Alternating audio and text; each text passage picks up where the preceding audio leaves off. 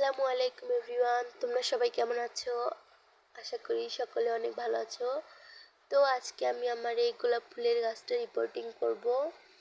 এখানে গাছটা শিকড় বেশি বড় হয়ে পটটা ফেটে যাচ্ছিল, আর এই পটটা অনেক ছোট।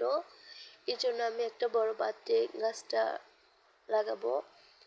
এই জন্য আমি এই জগ থেকে গাছটা বের করে নিচ্ছিলাম।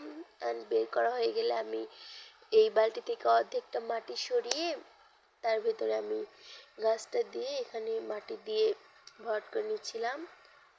তো এই বালতিতে অনেক মাটি আছে, আর এখানে গাছটা অনেক পুষ্টি পাবে বা বড় হবে, এর জন্য আমি এখানে দিলাম।